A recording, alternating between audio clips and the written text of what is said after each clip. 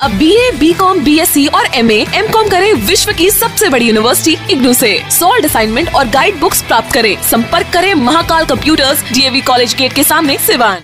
नमस्कार दोस्तों, आप देख रहे हैं लाइव 10 न्यूज़। मैं हूं आपके साथ यासूब। आपका बहुत स्वागत है। आपको बता दें दोस्तों, सिवान में चुनाव की सरगर्मियां हैं लगातार देखने को मिल रही हैं और जो नगर परिषद सिवान का चुनाव है वो लगातार दिलचस्प होता जा रहा है। खिलाड़ी अनाउंस कर रहे हैं और मैदान में उतर रहे हैं।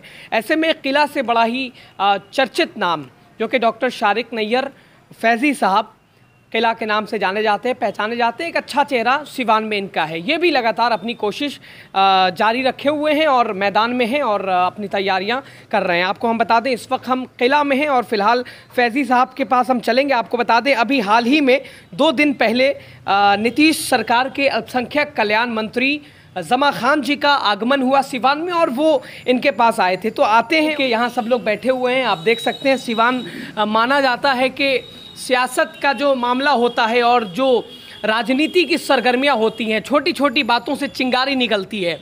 तो जमा खान जी का यहाँ आना बहुत सारे सवालात पैदा कर रहा है। क्वेश्चन जो है वो निकल के आ रहे हैं कि आखिर क्या कारण है कि नीतीश सरकार के जो मंत्री हैं, अल्पसंख्यक कल्याण मंत्री जमा खान जी का आगमन, फिलहाल लोग इसे फैजी साहब के चुनाव से भी जोड़ के देख रहे हैं।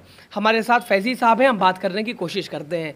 स्वागत है सर आपका। सबसे जी, आपका भी स्वागत है। सबसे पहले तो मैं सिवान की जनता को होली, रामनवमी और शब बरात और रमज़ान की बहुत ढेर सारी शुभकामनाएं देता हूं। जी फैजी साहब, देखिए मामला ये है कि इस वक्त सिवान की राजनीति से आप बिल्कुल भली भांति वाकिफ़ हैं और फिलहाल चुनाव का समय आपका भी, आप लगातार तैयारी कर रहे हैं और आपके पास एक मंत्री का आना, तो कारण क्या है कि ऐसे समय में आपसे मंत्री जी आके मिल रहे हैं? क्या कुछ कहेंगे? सिवान आए, उन्होंने आपसे मुलाकात की।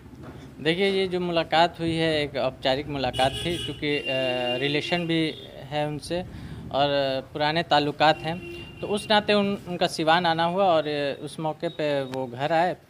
चूँकि हमेशा उनसे मेरी मुलाकात होती है पटना में और उनका जो सिवान के प्रति जो नज़रिया है वो बहुत ही पॉजिटिव नज़रिया है।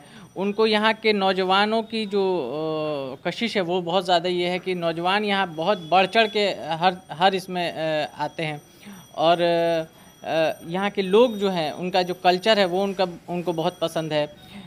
लोगों का की मेहमान नवाजी उनको बहुत पसंद है। तो ये सारी चीज़ें उनको सिवान के प्रति रुझाती है। तो ये चीज़ है, तो वो जब भी सिवान आए तो उसमें आपके बिल्कुल नगर परिषद सभापति के लिए आपने भी इरादा कर रखा है अपना, तो लोग इसे वो चुनाव से जोड़ के देख रहे हैं, तो इस पे क्या कहेंगे आप? देखिए, ये बात सही है कि चुनाव नज़दीक है, लेकिन ऐसी कोई ये नहीं है कि है ना वो सिर्फ चुनाव के मद्देनज़र वो मेरे घर आए। क्योंकि उनसे रिलेशन है, पहले के संबंध हैं और उनका जब भी सिवान आना हुआ तो उनसे मुलाकात भी हुई। इससे पहले भी आए थे और इस बार भी जब सिवान आए तो उनको मैंने इन्वाइट किया कि आप घर आइए, तो उन्होंने मेरा इनविटेशन एक्सेप्ट कर लिया। जी, क्योंकि पिछली बार जो आए थे बहुत कम टाइम के लिए आए थे तो उनको फुर्सत नहीं मिल पाई थी। इस बार जो है मैंने खुद उनको इनवाइट किया। तो जी भाई, चुनाव की थोड़ा सा बात कर लें। लगातार आपका दौरा हो रहा है जगह जगह और पखलिया भी आप गए, इसके अलावा और भी लगातार आप बैठे नहीं हैं बिल्कुल। अब एक पैर पे आपने अपने आप को खड़ा करना शुरू कर दिया है। फिलहाल कहाँ अपने आप को देखते हैं इस लड़ाई में?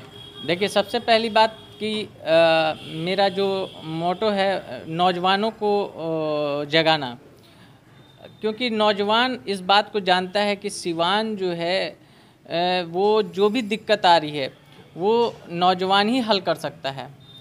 आप हर जगह, अभी मैं स्टेशन की तरफ से आ रहा था, वहाँ पे फिर कूड़े का अंबार लगा हुआ है।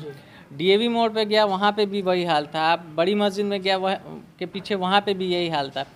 11 बजे वहाँ के आसपास वहाँ कूड़ा उठाया जा रहा था। तो सिवान का जो सबसे जो बेसिक प्रॉब्लम है वो यही है कि कूड़ा जो है वो कूड़ा का पूरा अंबार सिवान में लगा रहता है। इसके पे मैं हमेशा बात करता हूँ, क्योंकि देखिए कूड़ा जो प्राइमरी जो दिक्कत है वो सिवान का कूड़ा डंप नहीं हो पा रहा है।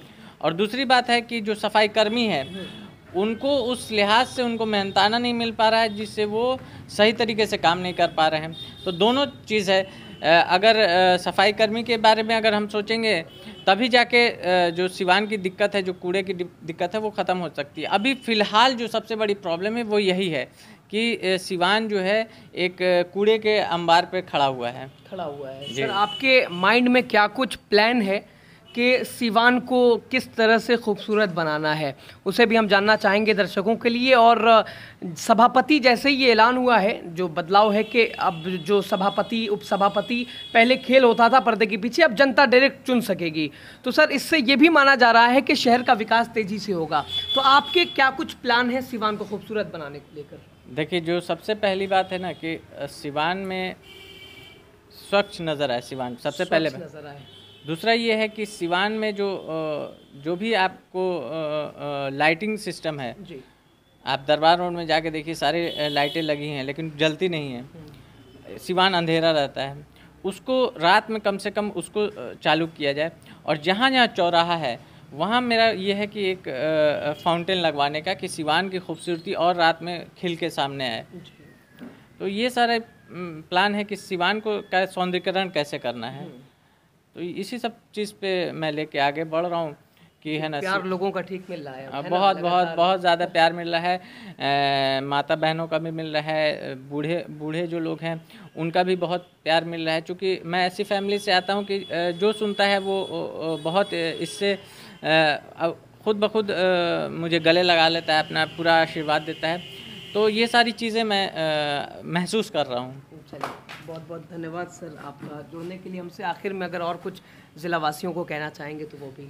ज़िला वासियों को मैं यही कहना चाहता हूँ कि आप मेरा साथ दीजिए, क्योंकि मैं एक ऐसा मोटो लेके चल रहा हूँ, एक ऐसा विज़न लेके चल रहा हूँ जिससे सिवान की तरक्की 100% संभव है। आप उन लोगों को मत देखिए जो सिवान को के लोगों को भ्रमित कर रहे हैं।